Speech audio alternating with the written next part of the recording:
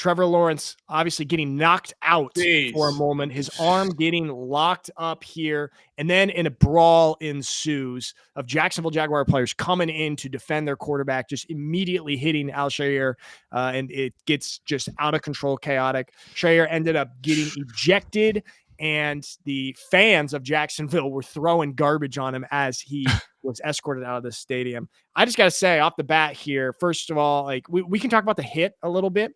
Yeah. I love what the Jacksonville Jaguars teammates are doing here. And I don't know who the first one who came in was. Maybe it was Ingram, who just laid out Shaair right after he hit Trevor Lawrence, just coming in like, hey, don't touch my quarterback. We don't play for that shit. And immediately having his guys back for what is a pretty cheap shot right here. I mean, there's some people, I'm a defensive guy and I'm always going to skew towards defense and, let's play tough football here.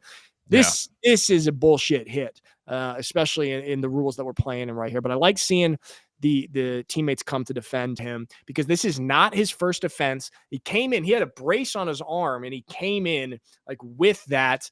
Of course, he probably he doesn't want to concuss or knock out Trevor Lawrence, but he knows what the hell he's doing. When you're like a defensive guy like that, I've been in that exact position when you know that the quarterback is about to slide or in the process of sliding, and you have the ability to kind of control your body right there. And there's a lot of situations where I would be on the defender's side in this, but this is not one of them because this is clearly a malicious hit. First of all, there's that element of it.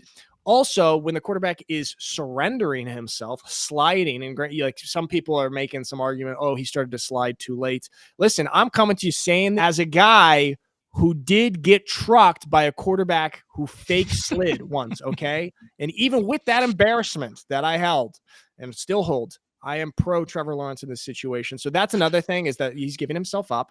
And then, with wide receivers across the middle, it's just that's part of the game. And that's fair game. And granted, we have now rules where you can't hit him in the head and everything, but it's a little different when the ball's in the air because you're playing, it's more just instinctual. And see ball, get ball. That's get ball. Whereas, like, what is the benefit here? Like, you kind of have to do that as a linebacker. You've got to break up the pass there, but the dude's going down anyway. There's no benefit except for getting an extra hit on his head.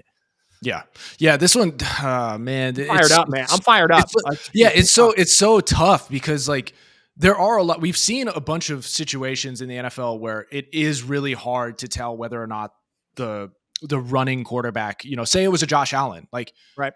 We don't necessarily know that Josh would have slid because he's been known to lower his shoulder. He's been known to try and juke people. He's been known to try and win with his feet. So like, I do commiserate with the defense to some respect in the sense that like you're between a rock and a hard place, right? And when you're talking about like, hey, this is my career, this is my livelihood, and I have to perform. If I decide, oh, okay, I don't want to take the penalty here, so I'm going to let up, and then all of a sudden he jukes me or trucks me, and then gets the first down, which ultimately ends in a win for them. It's a very difficult decision and a business decision for that defensive player. Granted, I think this situation is different because he also has a history of doing stuff like this.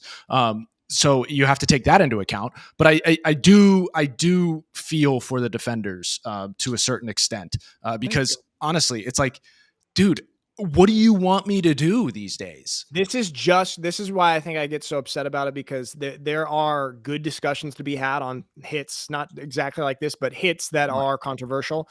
This is not one of them. This is just going to further the conversation and make it more difficult for defenders, clean defenders trying to play football. So we'll see what happens here, what the NFL does with Shaair, with all of his, what's the fine for targeting? 25,000 or something? I don't even know. I think it's got to be a sliding scale because I think there's some subjectivity that goes into it because there's already subjectivity as to whether or not somebody actually meant to do that or targeted.